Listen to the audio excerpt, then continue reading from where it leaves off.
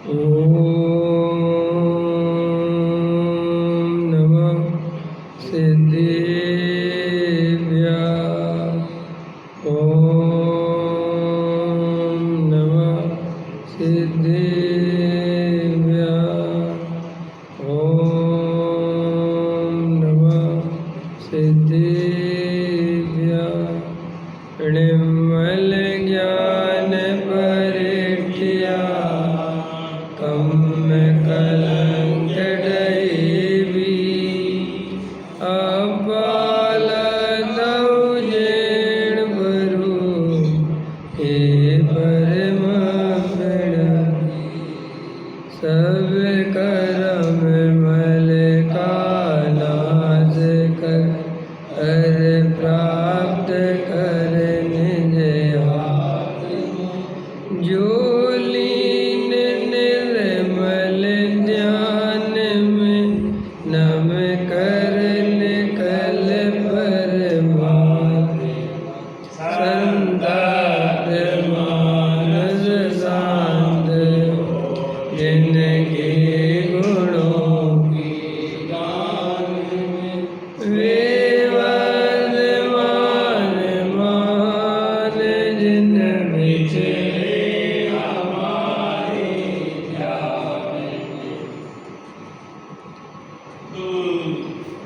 योगसार ग्रंथ है, गाथा 19 चल रही है, पृष्ठ क्रमांक 33।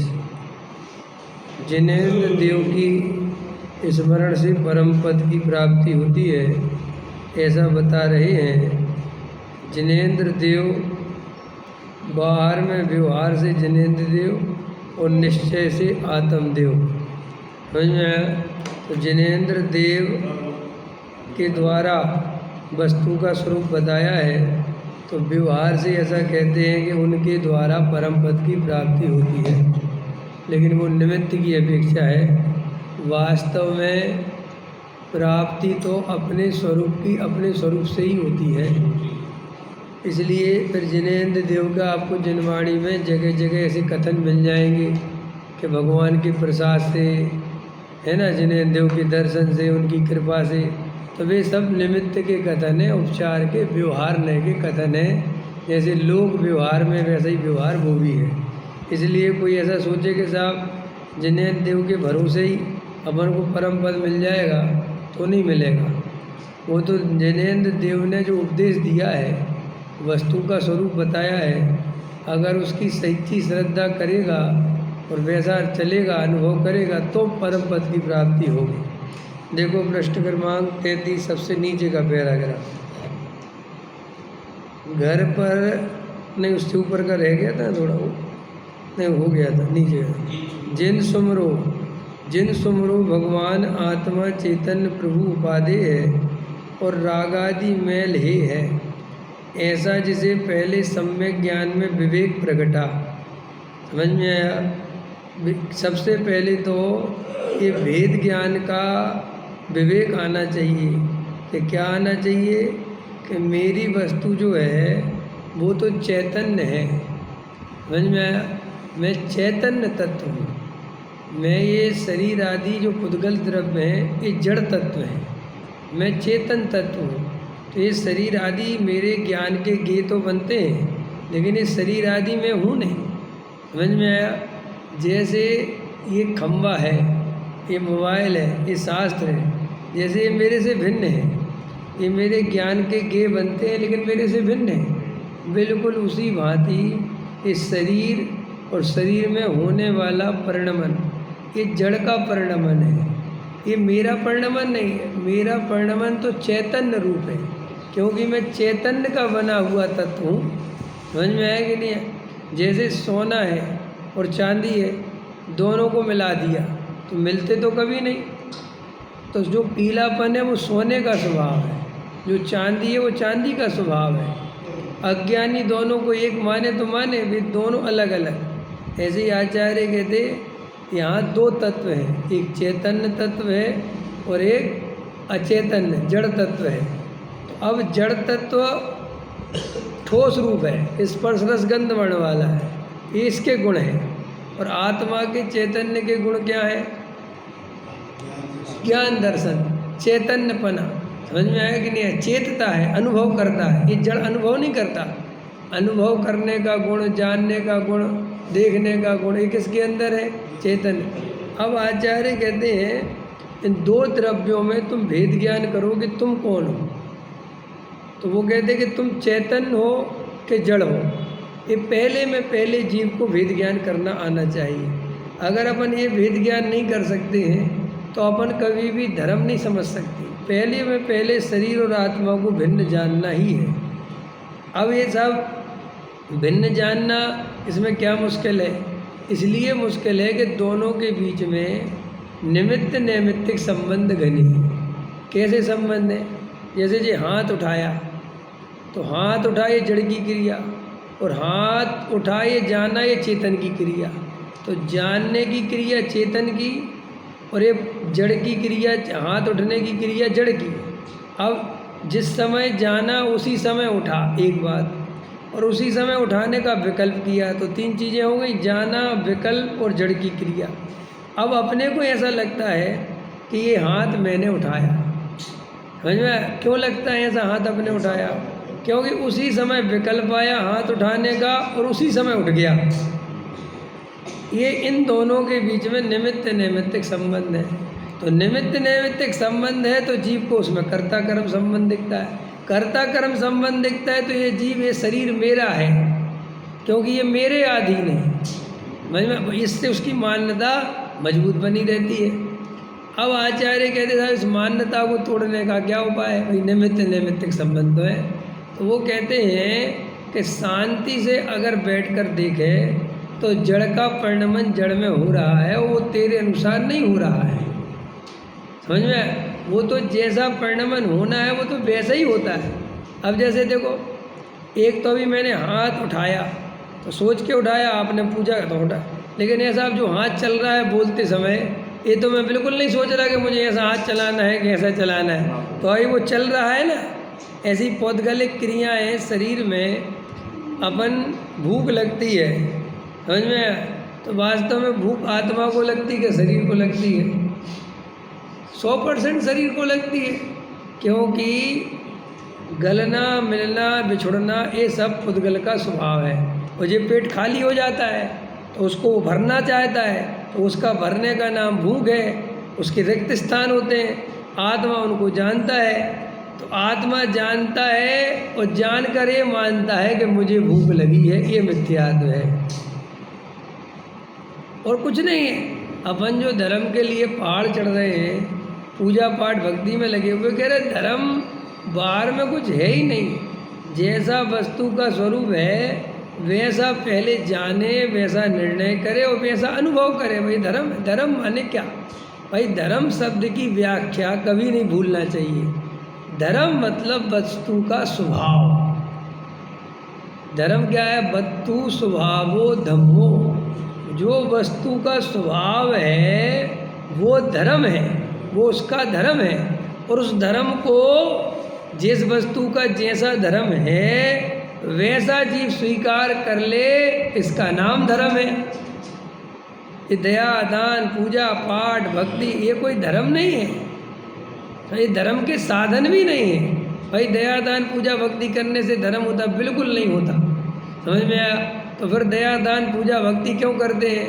भगवान ने जो वस्तु का स्वरूप बताया उसके कारण उनकी महिमा आई, उनके कारण अपने को अंदर में जो अनंत सुख प्रगटा निमित्त रूप में, तो उनके प्रति अहोभाव आया और उनके जैसा बनना है आगे जाके, तो और उनके जैसा बनूं, इसलिए उनका दर्शन करने का भाव आया। इससे ज़्यादा वहाँ पूजा पाठ कर। और अज्ञानी की पूजा पाठ तो सच्ची नहीं है, ज्ञानी की पूजा पाठ सच्ची है, क्योंकि ज्ञानी भगवान का वस्तु का स्वरूप समझता है। अज्ञानी तो देखा देखी कुल परंपरा से ही पूजा पाठ करता है और वो कहता है कि साहब, और दया क्या है, दान क्या है? दया माने जब मैंने अपने को जीव देख लिया तो मुझे अन्य जीवों की भी खबर हो गई। तो अब अंदर से ऐसा भाव आता है कि अपने निमित्त से किसी जीव को तकलीफ ना हो। दया ये कोई करना नहीं पड़ती, ये तो जब वस्तु का स्वरूप समझते हैं तो ऐसे दया के, करुणा के, वात्सल्य के परिणाम आए बिना रहते नहीं। और जो जीव ये परिणाम जबरदस्ती करता है कि मुझे करना चाहिए क्योंकि शास्त्रों में लिखा है, उसके परिणाम सच्चे नहीं होते। ठीक, तो देखो क्या कहते, शरीर और आत्मा का भेद ज्ञान करो पहले। शरीर और आत्मा बिल्कुल भिन्न भिन्न दो द्रव्य हैं। मैं आत्मा हूँ और ये शरीर आदिक जड़ हैं। जड़ की क्रिया जड़ से होती है, चेतन की क्रिया चेतन से होती है। बस ये सावधानी दिन भर रखे, 24 घंटे ये निर्णय बना के रखे और बार बार अपनी आत्मा की दृष्टि करता रहे, तो ये जीव कुछ ही काल में मुक्ति को प्राप्त हो जाएगा। देखो इतनी सी बात है, ना कोई पहाड़ चढ़ना, ना कोई उपवास करना, ना किसी की सेवा करना, ना कुछ करना। तुम बस इतना भेद ज्ञान करते रहो, अंदर में श्रद्धान बना के रखो, और जब शांति से मौका मिले अपने चैतन्य का दर्शन करो, उसको फील करो, अनुभव करो, महसूस करो। क्योंकि आत्मा दिखता नहीं है, आत्मा केवल दिखाई देता है। दिखता नहीं है माने महसूस होता है। आत्मा ऐसा देखने जाए तो दिखता नहीं, उसकी फीलिंग्स आती है कि ये जो जानने देखने वाला तत्व है, ये जो फील कर रहा है, ये जो अनुभव कर रहा है, यही मैं हूँ, ये शरीर में नहीं हूँ। देखो शरीर अनुभव कर रहा है कि अंदर जो आत्मा है वो अनुभव कर रहा है। बोलो, देखो ये कितना स्पष्ट है। ये हाथ अनुभव कर रहा है कि जो उंगली हिल रही है, कि इस हाथ की उंगलियां हिल रही हैं, ये कोई और अनुभव कर रहा है। बोलो, देखो अंदर देखो, ये हाथ ऐसे ऐसे हो रहा है ना, तो देखो ये हाथ यहाँ हिल रहा है, लेकिन यहाँ नहीं जानना हो रहा, जानना अंदर हो रहा है। हो रहा है कि नहीं? देखो मैं यहाँ ऐसे कर रहा हूँ तो वहाँ जानना नहीं हो रहा, जानना यहाँ हो रहा है। तो इसका मतलब जानने वाला तत्व अलग है और ये जड़ अलग है। जड़ चेतन की परिणति सब अपने अपने में होती है। लगता है कि साहब ये मैंने करी, करता वर्ता कोई, इसी का नाम मिथ्यात्व है।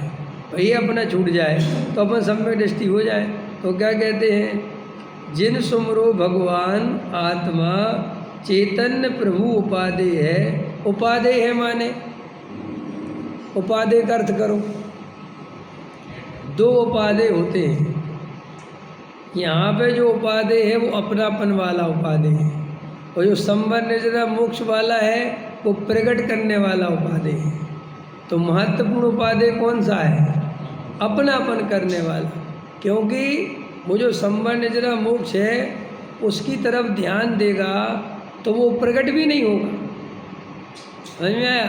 जैन धर्म में वस्तु का स्वरूप ऐसा है कि मोक्ष चाहे तो मोक्ष नहीं मिले, चाहे ही बंधन है, और अपने आप को परिपूर्ण ज्ञायक चेतन हूँ ऐसा अनुभव करे और अपने में प्रसन्न रहे, आनंदित रहे, अपनी अनंत शक्तियों को देखे तो आनंद ही आनंद आवे और संबंध निजरा प्रकट हो जावे। समझ में आया? और वहाँ पे तो उपादेय का अर्थ अपनापन। मेरा अपनापन काहे में होना चाहिए? अपनापन माने मैं कौन हूँ ऐसा अपनापन। तो शरीर में नहीं, स्त्री पुत्रादिक में नहीं, राग आदि में नहीं, केवल अपने अंदर जो चैतन्य तत्व है, जो ज्ञायक तत्व है, जो जानने देखने वाला तत्व है, रात और दिन बस यही मैं हूँ, यही मैं हूँ, इसके अलावा मैं कुछ हूँ ही नहीं, ऐसी अनुभूति करता रहे तो सम्यक दृष्टि हो जाता है। और कुछ नहीं करना, वही अनुभव करना है कि मैं चैतन्य हूँ, ज्ञाता दृष्टा के स्वभाव वाला हूँ, मैं करता धरता नहीं हूँ। समझ में आया?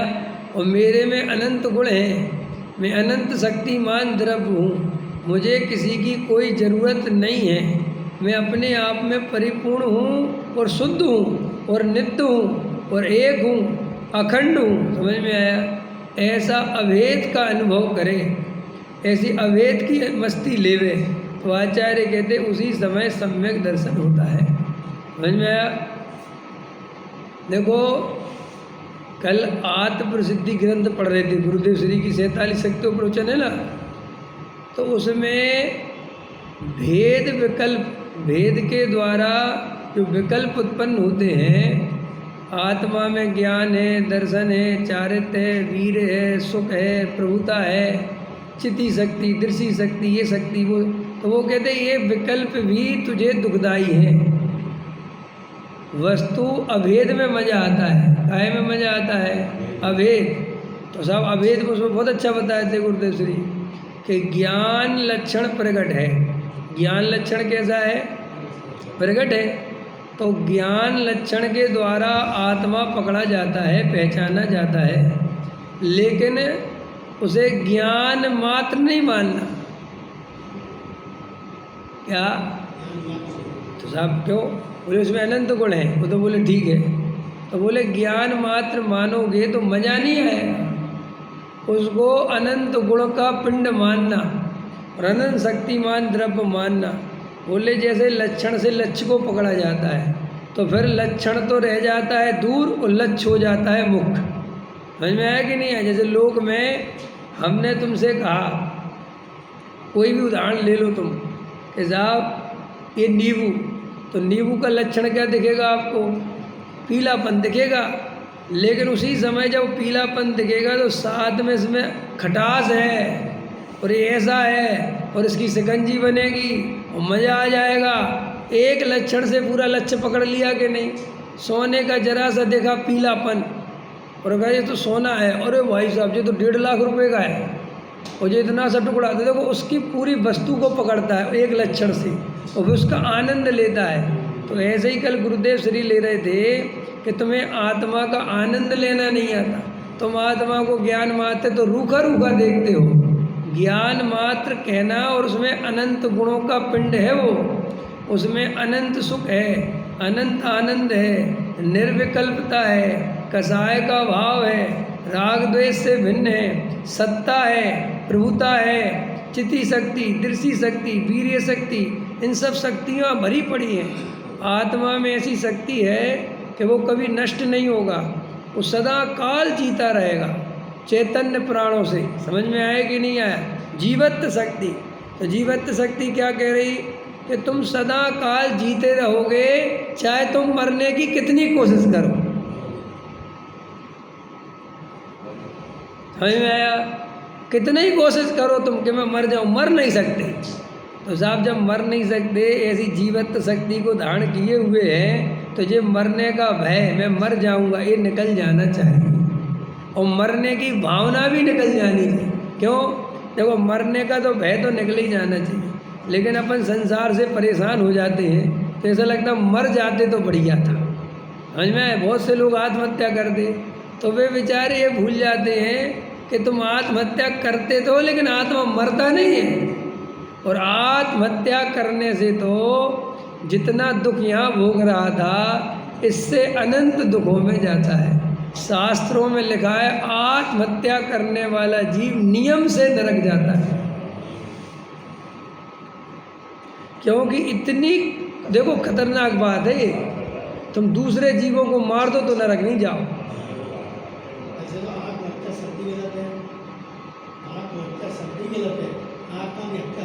हाँ, आत्महत्या माने स्वयं को हत्या करता है, वो स्वयं को मारने का प्रयास, मरता तो नहीं लेकिन प्रयास तो करता है ना। अब देह हत्या तो कहेंगे नहीं। हाँ, वो तो वो 24 घंटे वाली आत्महत्या है, वो 24 घंटे वाली आत्महत्या है। यह भाव मरण यह भाव जन्म सदियों से करता, ये भाव मरण ये भाव जन्म सदियों से करता है। मतलब निरंतर अपने को शरीर संयोग वाला कसाय वाला मानना, पर्याय दृष्टि रखना, तो जन्मना और मरना है। देखो एक निगोद तो वो है जिसमें जीव एक श्वास में 8-10 बार, और एक निगोद जीव अंदर 24 घंटे पर्याय दृष्टि करके भोगता ही रहता है। अपन भी निगोद की पर्याय वाला ही स्थिति है कि नहीं? ये थोड़ा ये तो लंबा काल का है, लेकिन क्षण क्षण एक एक समय के परिणाम में अपनापन करते हैं और वो परिणाम फिर नष्ट हो जाता है, दूसरा आ जाता है, पर उसमें अपनापन करते हैं, वो नष्ट हो जाता है। जो विचार चलते हैं उनमें अपनापन कर लेते हैं, जो भाव चलते हैं उनमें वे सब नष्ट होते चले जाते हैं। तो यह भाव मरण यह भाव जन्म सदियों से करता आया। एक अपन अभी करते कि नहीं? इधर से अपनापन निकाला दूसरे में कर लिया, दूसरे से निकाला तीसरे में कर लिया, जरा से तुम अच्छे लगने लगे तो तुम में राग कर लिया, फिर तुम कल बुरे लगने लगे तो तुम में द्वेष कर लिया, फिर तुमसे और ज़्यादा बुरे लगने तो तुमसे बोलना बंद कर दिया, फिर कोई काम पड़ा तो फिर बोलने लगे। तो ऐसे राग द्वेष कसाय, इसको बाबूजी बोलते थे गलीच खाना। कसायों के गलीच खाने में डला रहता है। समझ में आया कि नहीं आया? तो जीवत्व शक्ति, तो जीवत्व शक्ति कहती है कि हे जीव, तेरे अंदर ऐसी शक्ति है कि तू कभी मर ही नहीं सकता, और वो शक्ति निरंतर काम कर रही है। समझ में? ऐसे नहीं कि पड़ी हुई है सुख, क्योंकि अगर वो काम नहीं कर रही होती तो बंदे मर जाते। तो और ऐसी कितनी शक्तियाँ हैं अपने अंदर, अनंत शक्तियाँ हैं, अनंत अनंत शक्तियाँ भरी पड़ी हैं। और अपने अंदर नहीं है, सभी द्रव्य के अंदर अपनी अपनी शक्ति है। एक द्रव्य का एक उद्गल परमाणु भी नष्ट नहीं होता, ये उसका अस्तित्व गुण है जो उसे नष्ट नहीं होने देता। समझ? फिर ऐसे उसमें चिति शक्ति है कि चिति शक्ति क्या है कि ये जीव कितना ही जड़ को अपना माने, लेकिन चिति शक्ति इसे जड़ नहीं होने देती। सदा काल क्या रहता है? चैतन्यपना, जड़त्वपना अपने में आता ही नहीं। ऐसी अपने स्वरूप की महिमा लावे। देखो पीछे भी बताई थी ये बात कि ज्ञान कौन सा अपना है, जो ज्ञायक को प्रसिद्ध करे वो ज्ञान अपना है। देखो जैसे अपन दिन भर काम धंधे में लगे रहे, उपयोग बाहर पड़ा रहा, समझ में आया कि नहीं आया? तो वो जो उपयोग बाहर पड़ा रहा, जो गेहूँ में खर्च हो गया, वो ज्ञान मेरा था ही नहीं। समझ में आया? और अब शांति से 5-10 मिनट अपने स्वरूप की तरफ गए तो उसी समय जाना करो ये ज्ञान मेरा है, ये मुझे मेरे दर्शन करा रहा है। जिस ज्ञान ने मुझे दिन भर गेहूँ के दर्शन कराए वो ज्ञान ही मेरा नहीं है। समझ में आया? इसके लिए आचार्य भगवंतों ने इंद्रिय ज्ञान को ही कहा। इस पे बहुत वचन दिया बाबूजी ने, युगल बाबूजी ने। उन्होंने कहा कि इंद्रिय के भोगों को तो सबने हे कहा, पंच इंद्रिय के विषय भोग तो सबने हे बताए और शास्त्र में भरे पड़े हैं। बोलो पंच इंद्रिय विषय भोगों की कितनी निंदा करी गई। बोलो एक ब्रह्मचारी अगर एक स्त्री से जरा सी बात कर ले तो कितना निंदनीय हो जाता है, होता है कि नहीं? लेकिन वो अपने ज्ञान को इंद्रियों के माध्यम से दिन भर बर्बाद करता रहा, उसकी निंदा कौन करता है? आया समझ में कि नहीं? जरा सा मैं अभी कुछ खा लूँ तो आप मेरी बहुत निंदा करोगे। अगर मैं जरा सा पंच इंद्रिय के विषय भोग में अच्छा पहन ओढ़ लूँ तो आप बड़ी निंदा करोगे। लेकिन मेरा ज्ञान दिन भर गेहूँ में उलझा रहता है, पर द्रव्य को ही जानता रहता है, वो उसकी निंदा कौन करता है? बताओ। जो बेटा अपने बाप को छोड़कर पड़ोसी को प्रसिद्ध करे, वो बेटा अपना कहना क्या? बोला बेटा कौन सा अपना जो अपने बाप को प्रसिद्ध करे। ऐसे ही ज्ञान कौन सा अपना जो अपने ज्ञायक को प्रसिद्ध करे। जो ज्ञान गेयों को प्रसिद्ध कर रहा है वो ज्ञान मेरा। तो साहब इससे क्या फ़ायदा होगा कि तुम्हें अक्ल आएगी कि ज्ञान कौन सा मेरा और कौन सा पराया। क्योंकि तुम दिन भर ज्ञान में बर्बादी होती रहती है, तुम समझते ही नहीं कि इसका उपयोग अपने ज्ञायक को देखने के लिए भी तो करना चाहिए। उस ज्ञान का सारा उपयोग काय के लिए करते हैं अपन? सोचो, अंदर ज्ञान का सागर है, सागर है भाई साहब। सागर शब्द कमज़ोर है, उपमा देनी पड़ती है। अगर सागर को भी रोज़ निकालो तो खाली हो जाए, उसकी सीमा है, लिमिट है, बाउंडेशन है। लेकिन इस ज्ञान की तो सीमा ही नहीं है, अनादि काल से है और अनंत काल तक रहेगा। और सुनो, अभी जितना प्रकट है वो तो उसका अनंतवा भाग प्रकट है। शक्ति की अपेक्षा तो एक समय के ज्ञान में सारे लोकालोक को समा जाए। समझ में? इतनी शक्ति एक समय के ज्ञान में है, केवल ज्ञान में। और ऐसे अनंत केवल ज्ञान को पी के बैठा हूँ मैं। तो अभी हमने इस ज्ञान का उपयोग काय में किया? सोचो अपन सुबह से शाम तक अपने ज्ञान का जो हमें शक्ति मिली है इसका उपयोग काय में करते हैं? केवल पुद्गल के परिणमन में। ऐसा हो जाए तो मज़ा आ जाए, ऐसा हो जाए तो मज़ा आ जाए, ऐसा हो जाए तो मज़ा आ जाए, ये चीज़ मिल जाए, बैठे बैठे समाज के बारे में, मंदिर के बारे में, परिवार के बारे में, संयोगों के बारे में, व्यापार के बारे में, पद प्रतिष्ठा के बारे में, विषय भोगों के बारे में ये दिन भर सोचता रहता है। ज्ञान निधि अपने स्वरूप को देख सकता है, अपने स्वरूप की अनुभूति कर सकता है। उस ज्ञान से हम अपने गायक को प्रसिद्ध कर सकते हैं, और वो गायक कहीं छुपा हुआ है ही नहीं, वो तो प्रति समय वहीं बैठा हुआ है और प्रति समय अनुभव में आ रहा है। फिर भी गेयों की मुख्यता से, गेय लुब्धता के कारण 24 घंटे अपन बर्बाद कर देते हैं रोज, और एक बार भी उस ज्ञान में गायक को प्रसिद्ध नहीं करते। कि सब शास्त्र पढ़े तब तो भी ज्ञान बर्बाद हो रहा है। ऐसा में भगवान की पूजा पाठ करें तो सब पर द्रव्य हैं, और ज्ञान गेयों को प्रकाशित करता है तो वो बर्बाद ही हो रहा है। जब तक ज्ञान गायक की तरफ ना झुके वो ज्ञान मेरा नहीं। तो जैसे आप दिन भर में देखो, हर व्यक्ति कितने ही परोपकारी हो तो भी अपना पेट भरता है कि नहीं? बोलो भाई, दिन भर तुम किसी को अच्छी बात है भोजन करा दो, फिर भी अपना भोजन करते हो कि नहीं? कि नहीं साहब मैं सबको कराऊंगा फिर करूंगा, ठीक है, तो भी करोगे तो ना, कि हाँ करना तो पड़ेगा। हम लोग सब ना है तो भी सुबह शाम भोजन करते हैं कि नहीं करते? ऐसा तो आचार्य कहते कम से कम तू अपने ज्ञान को इतना गेहूँ में बर्बाद करता है तो 2-3 घड़ी तो दिन में ऐसी निकाला करके जिसमें गायक को दे। और तू रात में पड़ा पड़ा संयोगों के बारे में सोचता रहता है, वहाँ कुछ हो जाएगा। उसकी जगह शांत हो के साथ मन नहीं लगता। प्रॉब्लम क्या है?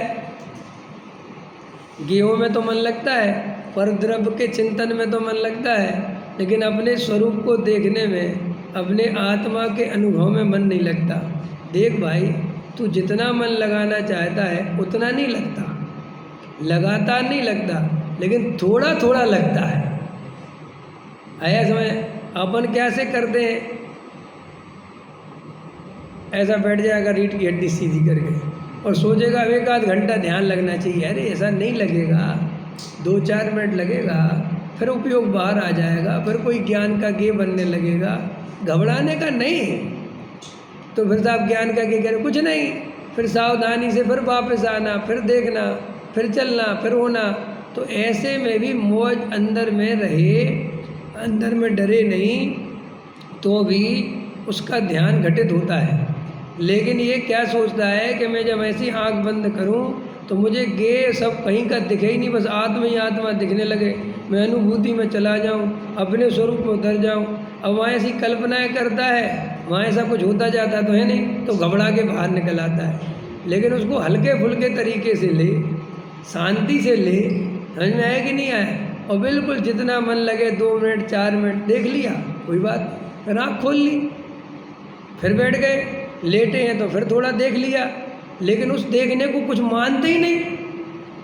वो तो ऐसा सोचता है कि मैं ध्यान करूं और बिल्कुल एकदम अलग ही परिवर्तन हो जाए, बस मेरे तो एकदम क्यों चक्कर चलने लगे यहाँ भावमंडल आ जाए। अरे ऐसा कुछ नहीं होता भाई, शांति से बैठ के अपने गायक में और अभी तो अनुभूति करना है और अपनापन करना है, ये मैं हूँ, ये मेरा स्वरूप है, ऐसा बारंबार उसका अनुभव करना है। तब इससे कुछ होगा कि नहीं होगा? अरे यही इसी से सब कुछ होगा। और तूने कल्पनाएं कर रखी जो, उससे कुछ नहीं होगा। समझ में आया कि नहीं आया? अंदर में कल्पना करने की बहुत है, कर्तृत्व की बहुत है। मैं ज्ञाता दृष्टा क्षण भर के लिए रह गया, ये बहुत बड़ा धर्म है, ये अंदर में कल्पना नहीं है। और सम्मेद से घर का पहाड़ चढ़ गए और जल्दी उतर गए और पानी नहीं पिया, बिना पिए ही चढ़ के आ गए, तो बहुत धर्म मानता कि बहुत बड़ा काम हो गया। सोचो आप 1000 बार सम्मेद सागर का पहाड़ चढ़ो बिना पानी पिए, और ऐसी आंख बंद करके क्षण भर के लिए आत्मा देखो। बोलो सम्यक दर्शन किससे होगा? क्षण भर देखने से कि पहाड़ चढ़ने से? बोलो रमेश जी। तो क्षण भर से होगा तो भी पहाड़ चढ़ने की सोचता है, क्षण भर की नहीं सोचता। देखिए कैसी अंदर मान्यता पड़ी है, पहाड़ चढ़ने की सोचता है। सम्य शिखर कब जाएंगे? 4 साल से नहीं गए, 5 साल से नहीं गए, 3 वंदना करी थी अब तो जब से। अरे भैया रोज प्रवचन सुनता है, ऐसा भाव नहीं आता कि मुझे तो रोज क्षण भर के लिए आत्मा का अनुभव करना है, क्योंकि तीर्थों का तीर्थ ये भगवान आत्मा है कि नहीं? बोलो नरेश जी, करते हो अपने सम्य शिखर के दर्शन? अच्छा दिन में कितने बार कर सकते हो? वहाँ पे तो लिमिट है। सम्य शिखर तुम जाओगे तो एक दिन में 1 वंदना कर सकते हो, वो भी बामुश्किल। और अगर कहूँ कि रोज करो तो कर ही नहीं सकते, समझ में आया? लेकिन जो अंदर का असली सम्य शिखर है उसकी एक दिन में 11,000 वंदना कर सकते हो। सब 11,000। हाँ, एक क्षण बस आत्मा को देखा, 1 वंदना हो गई। देखो ऐसा देखा, ये मेरा क्या हो, 1 वंदना हो गई। ऐसा कितने बार देखो, देखते रहो दिन भर। बोलो एक दिन की 11,000 वंदना तुम्हारी कोई पूरी जिंदगी में नहीं कर पाओगे तुम। और ना पैसा ना थकान ना कुछ, और असली काम, असली धर्म। वो तो नकली धर्म है वो, लेकिन नकली धर्म इतना भर दिया अपने दिमाग में कि अपन को वो नकली धर्म ही असली धर्म दिखता है। भाई क्या कर सकते, दिमाग सेटल हो गया तो हो गया है। नहीं सच्ची बात है। देखो दुनिया बड़ी बड़ी खतरनाक है। जब अंधभक्ति चल गई, किसी के बैठ गई तो बैठ गई। अभी वर्तमान में देश की हालत दिन पे दिन खराब हो रही है, सारा देश समझ रहा, तो भी जो मोदी के अंधभक्त हैं वे आज भी मोदी को अच्छा मानते हैं, जबकि दिख रहा है कि वे कुछ नहीं कर रहा है, बिल्कुल बकवास हो रहा है, तो भी देखो अंदर में उनकी वो अंधभक्ति नहीं जाती, संस्कार बैठ गया कोई। ऐसे अपन को कितने ही समझाओ कि भैया ये सम्य शिखर में धर्म नहीं है, ये पूजा पाठ में धर्म नहीं है, क्रिया कांड में धर्म नहीं है, तुम आत्मा का अनुभव ये नहीं करेगा। वो आत्मा का अनुभव नहीं करेगा, वहाँ की वो क्रिया कांड पकड़ के रखेगा और कहेगा क्रिया कांड छोड़ दें क्या, पूजा पाठ भक्त। अरे भाई छोड़ने की बात नहीं है, जो असली धर्म है वो करना। ये नकली धर्म बन के असली धर्म बैठ गया, जो नकली धर्म है वो असली धर्म बन के बैठ गया, और तू उससे उसी को धर्म मान के बैठता है। अंदर में हमारी साइकोलॉजी क्या है ये समझना चाहिए अपने। अभी भी कर्तृत्व का भूत, संसार में सुख बुद्धि, संजोगों में सुख बुद्धि, कर्तृत्व बुद्धि ये अंदर में चलती रहती है, चलती। जबकि अंदर में इतना स्वाध्याय सुनने के बाद समझ रहा है कि भाई ये करना धरना नहीं। अब देखो दूसरी बात, प्रॉब्लम क्या है, एक बड़ी बात बताता हूँ जो हमें सम्यक दर्शन नहीं होने देता। एक प्रॉब्लम ये है कि एक श्रद्धा का कर्तृत्व है और एक चारित्र्य का कर्तृत्व है। क्या बोला मैंने? सम्यक दृष्टि के श्रद्धा का कर्तृत्व नहीं होता और चारित्र्य का कर्तृत्व होता है। अब वो चारित्र्य का कर्तृत्व और श्रद्धा के कर्तृत्व में अंतर कैसे करें, ये बड़ी खतरनाक बात है। भाई ये मेरे को चारित्र्य का कर्तृत्व है कि श्रद्धा का ये कैसे, क्योंकि कर्तृत्व का भाव एक जैसा है। जैसे देखो सम्यक भरत जी हैं तो वे भी 6 खंड जीतने जा रहे हैं और कह रहे हैं बिल्कुल कोई बीच में नहीं आना ना, बिल्कुल एकदम समझ लेना। हाँ तो बिल्कुल कर्ता भाव दिख रहा कि नहीं दिख रहा? भाई परिणति में मुझे चक्रवर्ती पद जीतने जाना है और अभी कोई बीच में नहीं आएगा, जो आएगा उसको मिटा देंगे, ऐसा कर्तृत्व दिख रहा कि नहीं दिख रहा? अब ये श्रद्धा का कर्तृत्व है कि चारित्र्य का कर्तृत्व है। अब ये सम्यक दृष्टि है। भरत जी तो बहुत दूर हो गए अपने से, जैसे अपने में से कोई सम्यक दृष्टि हो गया। अब वो कपड़े खरीदने गया और कपड़े खरीदने गया तो कपड़े वाले ने बताया 1,000 रुपये, तो उसको भी ऐसे विकल्प आए ज़्यादा महंगा दे रहा है यार, इतना तो रेट नहीं होना चाहिए, ये ठग रहा है अपने को। अभी सब परिणति चल रही है नहीं, अपन को तो 700 रुपये से ज़्यादा नहीं लेना, ऐसा नहीं है, अपन को बेवकूफ़ नहीं बनना। अब ये सब परिणाम अकर्ता के हैं कि कर्ता के हैं? भाई ये ठग रहा है माने वो कर्ता हो गया, और अपन को इतना नहीं दे रहा माने अपन कर्ता हो गए। बराबर है कि नहीं है? ऐसा तो नहीं करता सम्यक दृष्टि के गया और वो तो अकर्ता भाव से रहता है, वो कहता है कोई किसी को ठग ही नहीं सकता, हजारे की योग्यता होगी तो हजार ही ले ले, ऐसा तो नहीं होता ना भाई। परिणति तो बिल्कुल अपने ही जैसी है ना, मतलब मेरा कहना वैसे ही सोचना, वैसे ही विचार करना, वैसे ही घर गृहस्थी चलाना, वैसे ही दो पैसे बचाना। करेगा सम्यक दृष्टि के? नहीं करेगा? बोलो जल्दी हाँ या ना।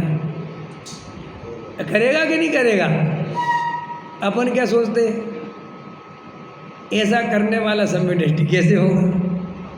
अपनी प्रॉब्लम क्या है कि जब अपन इस तरीके की परिणति में जीते हैं तो अपन को लगता है कि काय का सम्यक दर्शन, क्योंकि अपन को सम्यक दर्शन का अर्थ है जो बिल्कुल वस्तु स्वरूप में एकदम कोई मीन मेघ नहीं करता, जो होना है सो निश्चित है, केवल ज्ञानी ने गाया है। अगर दुकानदार पे गया और दुकानदार ने कहा 1000 रुपये, तो ऐसा जीप निकाल के दे देता है और कहता है तो पुद्गल का परिणमन है, वह करना मैं तो इससे ज्ञाता हूँ। अपन ऐसी परिणति की कल्पना करते हैं, अब वो परिणति वैसी बिल्कुल नहीं है।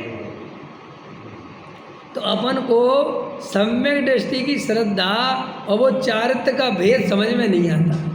अब समझना मेरी बात। अब चारित्र्य में है बिल्कुल विपरीतता, तो अपन को ऐसा लगता है कि अपन काय के सम्यक दृष्टि, क्योंकि अपन की नज़र काय पे है? उन परिणामों पे, और परिणाम तो बिल्कुल वैसे ही हो रहा है जैसे कल भी होते थे, उनमें कोई अंतर थोड़ी आ गया। अब अपने को ये चीज़ सोचता है अरे अपन को काय का सम्यक दर्शन। ठीक है भैया, सही कहते पंडित जी, जब तक वो आत्मा का अनुभव नहीं होगा तब तक सम्यक दर्शन नहीं होगा। समझना मेरी बात। अब वो आत्मा का अनुभव क्यों नहीं हो रहा है? क्योंकि उसकी नज़र वो पर्यायों पे, परिणामों पे है, अब उनको देखता रहता है और अपने को मिथ्या दृष्टि मानता है, तो अनुभव भी जैसा मानेगा वैसे ही तो अनुभव करेगा। अब इसके कारण क्या होता है कि जैसे अब आत्मा का ध्यान किया उसने थोड़ी देर के लिए, तब थोड़ी देर के लिए परिणति में वैसे भाव आया कि मैं तो गायक हूँ, मैं शुद्ध हूँ, मैं ऐसा हूँ, तो वो थोड़ा देर कर लेता है और उसको लगने लगता है वाह वाह बहुत अच्छा बहुत अच्छा। समझ में आया कि नहीं आया? और यही रहे प्रभु, ऐसी परिणति रहे। अभी नज़र भी अभी भी नज़र काय पे है? परिणति पे। और अभी थोड़ा अच्छा क्यों लग रहा है? क्योंकि वो परिणति उसकी शास्त्र से मिल रही है। जैसा सम्यक दृष्टि का बताया ना कि वो थोड़ा आत्मा ही में रहता है, वो तो शांत रहता है, वो तो अपना स्वरूप ही देखता रहता है, तो ये थोड़ी देर देखता है तो उसको लगता है ये तो ठीक है। अब लेकिन बाहर तो आना है, और बाहर आते ही वो फिर वही विकल्प, फिर वही घर गृहस्थी, तो इसको लगता है कि वो सब झूठा है। वो ध्यान कैसा लगने लगता है? झूठा। क्योंकि ये क्या समझ रहा था कि अगर वो ध्यान सच्चा होता तो मेरी परिणति में वो वीतरागता आ जाती, मतलब बिल्कुल कसाय बढ़ जाती, ऐसा अंदर में पड़ा है। अब वो तो कुछ होता नहीं, तो वो सोचता है कि ये सब तो बेकार का ध्यान है, कुछ नहीं होता। और वो तो सही बात है, अपन ने तो पहले ही पढ़ा है, ये तो सब विकल्प करने से क्या होता है, सोचने से क्या होता है, ऐसे थोड़ी आत्मा का अनुभव हो जाएगा। तो वो वहाँ पे क्या है कि जो महिमा आनी चाहिए वो घट जाती है, उसकी निकल जाती है। उसको लगता है कि अरे तो सब 6 उपसम ज्ञान है, तो मैंने 6 उपसम से सोच लिया और ऐसा कर लिया। वो तो पंडित जी पहले ही बता रहे थे, शास्त्रों में लगा है, ये तो सब रट लेता है, 6 उपसम ज्ञान निश्चयाभासी टाइप का, मैं शुद्ध हूँ, मैं बुद्ध हूँ, मैं गायक हूँ, और बस परिणाम तो बदलते नहीं। आया समझ में? वो परिणाम नहीं बदलते का अर्थ वो ये समझता है कि मैं शुद्ध बुद्ध हूँ, गायक हूँ, मैं नित्य हूँ, मैं चिदानंद हूँ, मैं चेतन हूँ, मैं ऐसी अनुभूति अगर मुझे हो तो मेरे परिणाम बदलने चाहिए। अब वो बदलने का अर्थ क्या करता है? कमाने का विकल्प छूट जाना चाहिए, पंचेंद्रिय विषय भोगों के विकल्प टूट जाने चाहिए। समझ में आया? एकदम बिल्कुल कसाय मंद हो जानी चाहिए। अब वो तो होती नहीं, तो वो होती नहीं तो क्या दिमाग में आता है? ये सब झूठा। तो इसलिए वो जो सच्चा ध्यान का मार्ग जहाँ से खुलता है वो ध्यान में उसकी रुचि नहीं जगती। क्योंकि वो रुचि क्यों नहीं जगती? क्योंकि जैसे देखो एक बच्चा है, उदाहरण के लिए समझो आप मेरी बात, जैसे एक बच्चा घंटा 2 घंटा खूब मन लगा के पढ़े और सुबह भूल जाए। भाई रात में पढ़ा बेचारे ने बहुत मेहनत करके, वो सुबह तक सब साफ, तो फिर उसका मन नहीं लगता पढ़ने। वो कहता है भाई क्या करूं, सुबह सब भूल जाता हूं, मुझे नहीं पढ़ना। तो देखो अब वो, जबकि ये उपाय नहीं था कि तू सुबह भूल गया तो मत पढ़ भैया, और ध्यान से पढ़, सुबह एक चक्कर और पढ़, दिन में 10 बार पढ़। नहीं तो मैं उपाय तो ये था, उपाय ये तो नहीं था कि भैया हमें तो याद नहीं होता, सबने पढ़ना ही छोड़ दिया, इससे तो तुम गए काम से। ऐसा ही है, जीव को अगर ध्यान में तत्व चिंतन में मन नहीं लगता तो कहता हमारा मन नहीं लगता तत्व, कर तो लेते हैं, होता जाता तो कुछ नहीं। तो भाई साहब इसका मतलब ये नहीं है कि पहाड़ चढ़ने चले जाओ, उपाय तो यही है। अगर 10 मिनट नहीं लगता तो 2 मिनट लगता है ना, तो दिन में 2-2 मिनट करो। और वो अंदर में जो ये आचार्य भेद ज्ञान कराने की कला सिखाते हैं कि भाव कर्म, नौ कर्म, द्रव्य कर्म से भिन्न, वो क्यों सिखाते हैं ये मैं कई दफ़े बता चुका। भाई भाव कर्म से भेद ज्ञान क्यों कराया आचार्यों ने, बताओ। देखो शरीर तो अपना है ही नहीं, ये तो भिन्न द्रव्य है, इसका परिणाम अपने हाथ में नहीं, बात खत्म हो गई। जो कर्म है ज्ञान वर्णादि 8 कर्म है, वे भी अपने से भिन्न है, उनमें अपना क्या। लेकिन आचार्यों ने जो अंदर में राग देश कसाय के परिणाम होते हैं वो तेरे नहीं हैं, और तू उसका करता नहीं है, तू उसका भोगता नहीं है। समझ में आया? ये क्यों बताया, सोचो बात। इन परिणामों से भेद ज्ञान क्यों कराया उन्होंने? इसलिए कराया कि सम्यक दर्शन होने के बाद भी ये परिणाम रहेंगे। सम्यक दर्शन के पहले तो रहेंगे ही रहेंगे, ये बाद में भी रहेंगे। और अगर परिणामों को ही देखता रहा तो कभी सम्यक दर्शन नहीं होगा, और कदाचित हो गया और फिर इन परिणामों को देखा तो फिर मिथ्या दृष्टि हो जाएगी। और हमारी प्रॉब्लम रियल में ही परिणाम है। हमारे दिमाग में वो 24 घंटे, वो कल का प्रवचन है परसों का दादा का, वो ही समझा रहे थे कि भैया ये चारित्र का कर्तृत्व और श्रद्धा का कर्तृत्व समझ में ही नहीं आता जीव को, कि इनमें अंतर क्या है। भाई जैसे रामचंद्र जी परिणाम कर रहे वैसे ही अपन कर रहे, वे सीता के लिए मरे जा रहे हैं, अपन सीता के लिए मरे जा रहे हैं। भाई क्या अब ऐसा लगता है क्या अंतर है, बताओ। तो गलत कह रहे हैं। अबे भरत जी कह रहे बनाओ मेरी बढ़िया खीर, और अरविंद जी कह रहे बढ़िया बनाओ हमारे छोले भटूरे। अब ऐसा लगता है कि सही बात, परिणाम में क्या अंतर है। अब ये एक सम्यक दृष्टि है और एक मिथ्या दृष्टि है।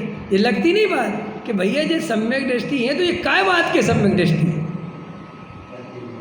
है? इनके खाने पीने घूमने पैसा परिग्रह सबके परिणाम तो हैं, तो ये किस बात के सम्यक दृष्टि?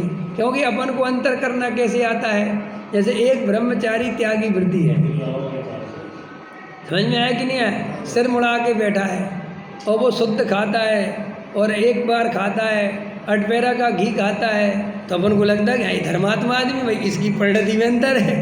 अब हम और अरविंद जी सम्यक दृष्टि और हम मिथ्या दृष्टि है, और जबकि दोनों ही बड़े चाव से खीर खा रहे हैं, बड़े चाव से एकदम हलवा पूड़ी खा रहे हैं। अब भैया एक अच्छी बात किस बात के सम्यक दृष्टि है तो बताओ। अब प्रश्न है कि नहीं?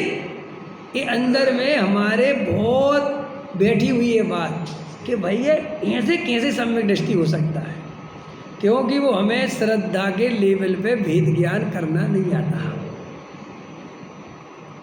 अब वो क्यों नहीं आता, अब ये भी समझ लो।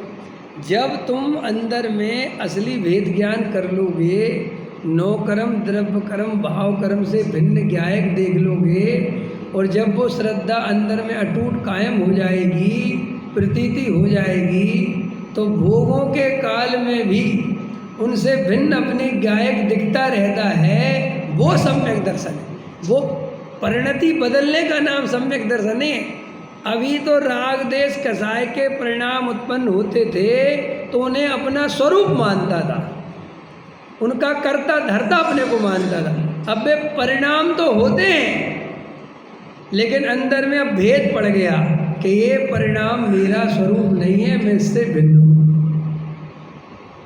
आया समझ में? जैसे एक आदमी मकान में रहता है और उसका खुद का मकान था, वो उसमें रहता था 10 साल से, और उसने वो मकान बेच दिया और 4 महीने का टाइम मिलता है खाली करने का, तो 4-5 महीने वो उसी मकान में रहता है और रजिस्ट्री हो गई, समझ में आएगा, सब हो गया, अब बस खाली करने की बात है। तो अंदर में कुछ अंतर पड़ गया होगा कि नहीं पड़ गया होगा, लेकिन बाहर में क्या अंतर पड़ा होगा ये बताओ। बाहर में तो भाई उस मकान में जैसा जाता था वैसे ही जाएगा, इतने साल से रहा है तो भाई ऐसा थोड़ी कि अब अलग अलग करके बैठे, जैसा बैठता था वैसे ही बैठेगा, जैसा खाता पीता बनाता रहता है करता है सब करेगा वो, उसे कुछ वरना विकल्प आएगा कि ये मकान अब मेरा नहीं, ऐसा विकल्प करेगा क्या? अरे बोलो। लेकिन ऐसा विकल्प नहीं करने पर भी 24 घंटे ये प्रतीति कायम रहती है कि नहीं कि ये मकान अब अपना नहीं है। बोलो, ये सम्यक दर्शन है। अब ये सम्यक दर्शन में परिणाम कहाँ आए, क्रिया कहाँ आई? केवल प्रतीति आई। और प्रतीति कैसी चीज है? निर्विकल्प। प्रतीति का लक्षण क्या बताया था? ज्ञान का लक्षण तो विकल्पात्मक है, और श्रद्धा का लक्षण कैसा है? श्रद्धा कभी विकल्प नहीं करती। श्रद्धा ने एक बार अपनापन किया तो किया, फिर वो उसे कोई लेना देना नहीं है। वो जब अपनापन तोड़ेगी तो एक ही बार में तोड़ेगी, ऐसा नहीं कि रोज सोच सोच के तोड़ेगी। तोड़ा तो तोड़ा समझ गया, और जोड़ा तो जोड़ा। तो सम्यक दर्शन किस चीज का नाम है? अपने में अपनेपन का नाम सम्यक दर्शन है, और पराये में परायेपन का नाम सम्यक दर्शन है। समझ में आया? और है तो पर उसमें अपनापन, इसका नाम। अपन देह को अपना नहीं मानते, देह ही अपने को मानते। अंतर समझ में आया? अपनापन, अपनापन काय का लक्षण है? एकत्व का। एकत्व, ममत्व, कर्तृत्व, भोक्तृत्व, बराबर। ये देह मेरी है ऐसा नहीं, ये देह ही मैं हूँ ऐसा,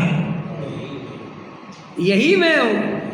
ऐसे ही जब चैतन्य की दृष्टि होकर श्रद्धा में ऐसा अनुभव हो जाए कि यही मैं हूँ, और वो निर्विकल्प हो गई, बस सम्यक दर्शन हो गया।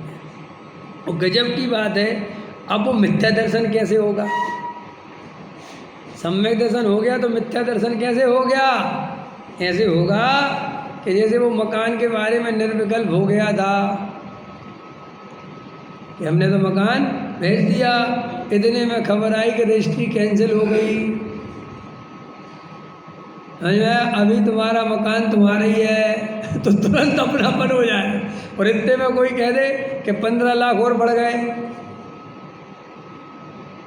तुमने जितने का बेचा था अब इतने दिन में 15 लाख बढ़ गए और तुम्हारी रजिस्ट्री कैंसिल हो गई।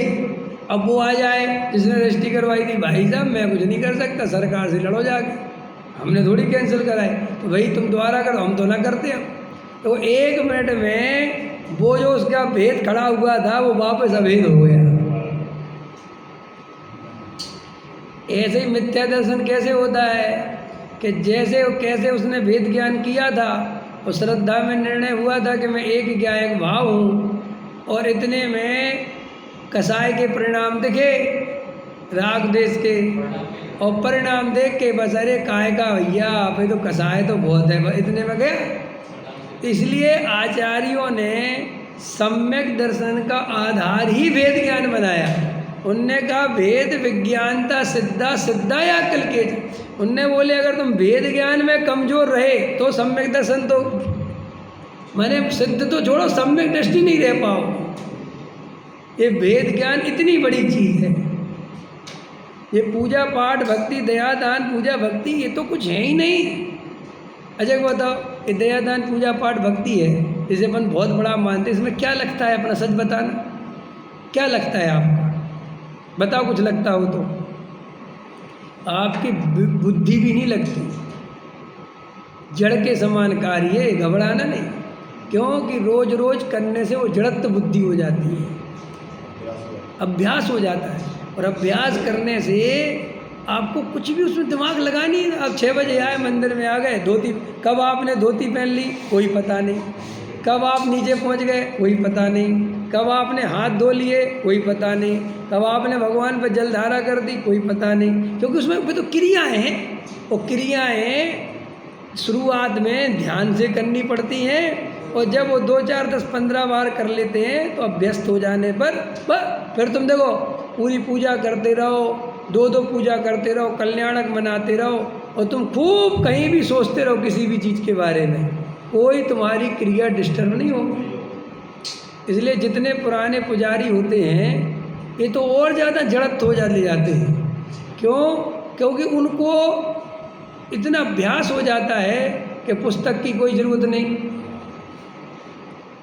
समझ में आया, सब याद हो गया, मौखात कुछ बोलना है बोलते चले जाते हैं, और वो सब आदतें हो गई, सामग्री चढ़ाने की, व्यवस्था बनाने की, बस।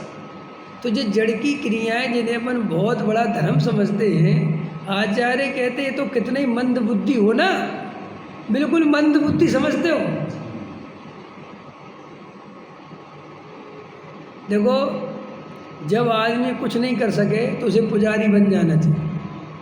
माने वो पुजारी नहीं, ये जो पेड़ पूजा करते ना पैसा लेके, क्या समझे क्या बोलते, पुजारी तो बोलते हैं।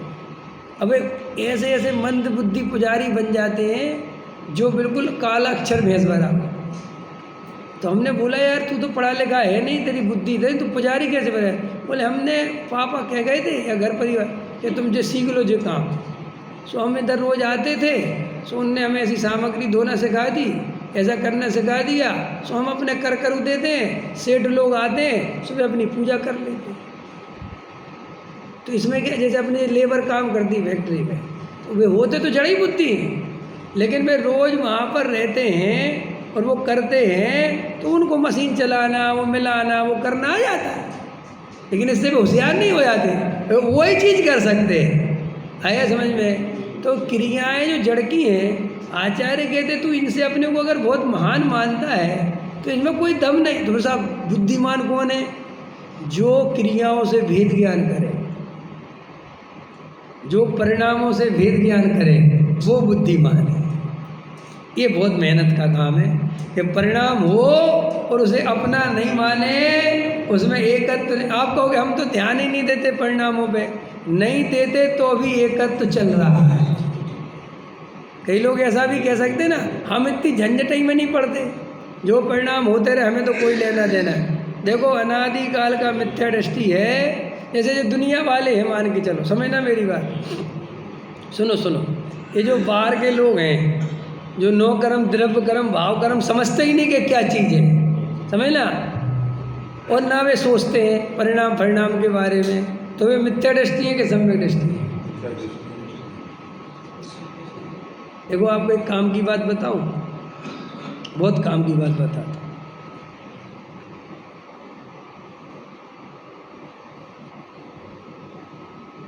जब कोई जीव परम बोध को प्राप्त होता है, केवल ज्ञान को प्राप्त होता है, समझना मेरी बात, तो निर्विकल्प आत्मानुभूति में जाता है। ठीक है कि नहीं? तो निर्विकल्प आत्मानुभूति में पूरी तरह उसका ज्ञान अपने स्वरूप में मग्न हो गया, शून्य दशा जिसे बोलते हैं, वो आ गया और अपने स्वरूप में स्थिर हो गया। सारे जगत से विकल्प टूट गए, खत्म हो गया। ठीक है? और ऐसा निर्विकल्प हो गए वो सिद्ध बन जाता है। ठीक है? और एक निगोदिया भी निर्विकल्प है, निगोदिया भी निर्विकल्प है और सिद्ध भी निर्विकल्प है। तो दोनों में अंतर क्या है? जैसे एक जड़ बुद्धि वाला आदमी है, समझना, उसका कोई दिमाग ही नहीं चलता, उसे कोई विकल्प ही उत्पन्न नहीं होते, तो उसे तो बड़ा सुख मिलता होगा भाई। जैसे कहीं के लोग कहते हैं ना कि भाई हमारा दिमाग बहुत तेज चलता तो हम ज़्यादा दुखी रहते हैं, जिनके दिमाग ही नहीं चलते वे तो सुखी रहते हैं। समझ में आ रही भाई? जिनके दिमाग नहीं चलते, जड़ बुद्धि तो समझ गए ना, बिल्कुल जड़ा ही है, बिल्कुल है ही नहीं कुछ पता ना। उन्हें कोई मर जाए तो उन्हें कोई फील नहीं होता कि कोई मर गया, ना इमोशन आते हैं, ना दुख होता है कि यार हमारा कोई, उन्हें कुछ नहीं होता। उन्हें तो रोटी मिल गई और कोई जी गया, उन्हें कहा कोई पैदा हो गया, उन्हें किसी से मतलब नहीं, तो वे तो परम सुखी हैं। आचार्य कहते नहीं, वे परम सुखी नहीं है, उनकी बुद्धि का विकास नहीं होने से वे दुख को भी नहीं पहचानते, लेकिन दुखी बहुत हैं। जैसे निगोदिया, अब ये पेड़ खड़ा हुआ है, पेड़ के क्या दुख है बताओ तुम भाई? जंगल में पेड़ खड़ा है, क्या दुख है? भाई साहब बताया नहीं जा सकता, और वो बता भी नहीं सकता, और वो फील भी नहीं कर सकता, लेकिन दुखी बहुत है। इसलिए मैं उदाहरण दे रहा था कि वस्तु का स्वरूप ऐसा है, इंजीनियर साहब कीमत समझो, कि आपने इंजीनियरिंग करी और अब इंजीनियरिंग बेकार है, कोई दम नहीं है, इस अनुभव की कीमत बहुत है। और एक आदमी गया ही नहीं, ढोर चला रहा, और उससे कहा इंजीनियरिंग बेकार है, तेरे बेकार कहने की कोई कीमत नहीं है। अब पकड़ में आई मैं क्या कह रहा हूँ? नहीं समझ में आया? तुम्हें परिग्रह मिले ही नहीं, विषय भोग मिले ही नहीं, ढूंढ रह गए। अरे हमें तो भोगों में वैसे, हमें तो अच्छा हुआ भगवान ने दिए ही नहीं, अपन तो चाहिए ही नहीं, इनमें कोई सुख है? रे भाई साहब ये तो तेरी कसाय है, दबी हुई, अंगूर खट्टे हैं। उसको पाकर जो उसकी निस्सारता समझता है, उस अनुभव की कीमत अलग है। अब आज तक तुम्हें मंचमाला माइक मिला ही नहीं, और तुम कहो जी हम तो बहुत अच्छे हैं जी, हम तो कभी फंसे ही नहीं, वे तो सही है जी, तुम मरेंगे जी। अंदर से कह रहा है, वहाँ की तेरे अंदर में तो भरा पड़ा है कि काश के साहब आपको कैसे पता?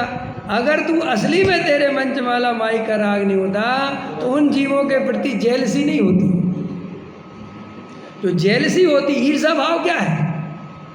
देखो अब फेसबुक पे तुमने किसी का बढ़िया देखा, कुछ अच्छी बढ़िया अपनी वो कुछ मना रहा है, बर्थडे मना रहा है, और बढ़िया फ़ोटो डाल रखी है, और बड़ा कार्यक्रम कर रखा है। देखो ये सब पैसे की बर्बादी कर रहे हैं, नरक जाएंगे। कहीं मंदिर आते हैं ये तेरी कसाय है। ऐसी पार्टी तू भी करना चाहता है, इसका मतलब है नहीं? या कंजूस है? भाई ऐसा भी नहीं होए, कंजूस होए, काहे को खर्च करो फालतू के पैसे, 2 पैसे काम ही आएंगे। ये पागल थोड़े हैं लुटा दो पैसा। तो तू अपने आप को धर्म मत समझ लेना, ना धर्मात्मा समझ लेना, ये सब कसाय के रूप है। और तू उसको गाली दे के ईर्ष्या भाव प्रकट करता है अपना, और ईर्ष्या भाव प्रकट करने से पता चलता है कि तेरे अंदर भयंकर कसाय है। हाँ ये समझ लेना। इसलिए वास्तव में श्री गुरु कहते, देखो अपने धर्म में नहीं है वो बात, ऐसा है भी नहीं, लेकिन एक अर्थ में वो बड़ी काम की है। वो अन्य मतियों में, हिंदू धर्म में है कि घर गृहस्थी बसाए बिना, समझ में आया, जीव को मुक्ति नहीं होती। समझ में आया? क्या है ऐसा कि तुम घर गृहस्थी नहीं बसाओगे और पुत्र रतन की प्राप्ति के बिना तुम्हें मुक्ति नहीं हो सकती। ये गजब की बात है। ये कहाँ से निकाला? ये इस अर्थ में, रियल में उसका अर्थ है कि जब तक तुम इन सब से ना गुजर लो और इनके अनुभव ना देख लो कि ज़िंदगी क्या है, तब और अब कुछ था बाल ब्रह्मचारी बन गए। समझ में आया कि नहीं आया? और अब अंदर में कुछ था पता तो है नहीं, अब अंदर बहुत तकलीफ है। वास्तव में जितना असली ब्रह्मचर्य अपन के अंदर प्रकट हो सकता है, अपन के अंदर जो अपन ने शादी वादी कर ली ना, बाल बच्चे, अपन को जो उस भोग से परिचय होने के बाद जो अंदर निस्सारता दिखती है, वैसी निस्सारता नकली ब्रह्मचारी को मरते समय तक नहीं दिख पाती, क्योंकि अपरिचित चीज बहुत आकर्षित करती है। देखो अमेरिका के लिए तुम्हारे अंदर जितनी खुलबली होगी, और जो अमेरिका घूम के आ गया 10 दफ़े, उसके लिए तो इतनी बकवास है कि उससे कोई कहे कि अमेरिका, वो कहता मेरे भाई तू जहाँ जाना मेरे को नहीं। देखो जे उसके अनुभव से छूट गई वो चीज़। और तुमने अरे क्या रखा अमेरिका, मलेच्छों का देश, सवरे जाएंगे नरक में। और अंदर में पूछता फिरता अमेरिका की टिकट कितनी है? अजब ऐसे अमेरिका का वीज़ा कैसे लगता है? जब तू अभी नरक भेज रहा था सबको, तो पूछ के भी नरक जाएगा। मेरे जैसा होए तो मैं कहूँ तुमने पूछा ना कि कितनी टिकट लगेगी, इससे भी नरक चले जाओगे तुम। ये अंदर सब कसाएं पहचानना चाहिए। व्यर्थ में नहीं होना चाहिए क्षणिक परिणामों में कोई दम नहीं। देखो अभी पीछे एक प्रवचन हो चुका अपना ईर्षा भाव पे। ये ईर्षा भाव अगर तुम्हारे अंदर चलता है किसी भी चीज़ को देख के, किसी का मकान, किसी की पत्नी, किसी की गाड़ी। अब एक आदमी काला है और उसकी गोरी पत्नी है, अब ये कह रहे देखो ये कालूटा सा लगता है और उसको पत्नी कितनी सुंदर मिलेगी। इसका मतलब तेरे अंदर बहुत दबी पड़ी है कि मुझे उतनी अच्छी पत्नी नहीं मिली जितनी मिलनी चाहिए। ये सब अपने को पहचानना चाहिए। और ये तुम्हारा सोशल मीडिया तुम्हारे ईर्षा भाव को आग में घी देने का काम करता है और तुम मरे जाते हो उस ईर्षा भाव को, उसको देख देख के। और ख़ास करके इस मामले में स्त्रियां तो और ज़्यादा दुखी है बेचारी, उनका जीवन तो और, क्योंकि वे तो और ज़्यादा पर्याय दृष्टि वाली होती ना। उनकी पर्यायगत योग्यता स्त्री की ऐसी होती है कि वो अपने दुख से कम दुखी होती है। लेकिन जेठानी ज़्यादा सुखी हो जाए तो तुम देवरानी के दुख की कल्पना नहीं कर सकते। गजब गजब की बात है। और अगर देवरानी दुखी हो जाए तो जेठानी के सुख की कल्पना नहीं कर सकती। कैसा स्वरूप है वो। ये सास बहू के झगड़े और कुछ नहीं है।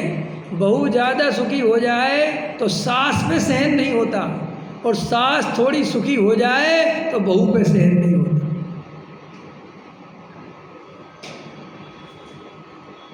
कैसा ईर्षा भाव कितना दुखदाई है। और फिर कहता है हम तो साहब वेद ज्ञान करते, तू कर ही नहीं सकता वेद ज्ञान, क्योंकि पहले वस्तु स्वरूप समझ भैया कि कोई किसी का करता धरता नहीं है, सब द्रव्य स्वतंत्र हैं, किसी से क्या लेना देना। अपने भाग्य का अपने को मिल रहा है, उसके भाग्य का उसे मिल रहा है, फिर भी इस भाग्य से कोई सुखी नहीं होता। होता है क्या? अरे 65 साल के हो गए जैन साहब, 67 के क्या सुख हो गया? अरे कुछ नहीं, जहाँ खड़े थे उससे 2 कदम पीछे ही आए हो, 2 कदम आगे नहीं गए।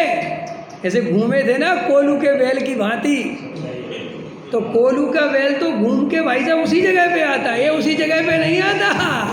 ये तो बुढ़ापे में और सटिया जाता है, बुद्धि खराब हो जाती है, हाथ पैर सब काम करना बंद कर देते हैं। तो आचार्य कहते तूने जिंदगी भर करा क्या? वो बेचारा पड़ा उसी संसार के बारे में सोचता रहता है। अरे आचार्य कहते भैया ये भेद ज्ञान की कला तुझे मिली है, तू आत्मा का अनुभव कर। तीर्थों का तीर्थ भगवान आत्मा है, उसके दर्शन कर। सम्य सागर की वंदना तो बहुत बार करी, एक बार भगवान आत्मा की वंदना कर। सहजानंदी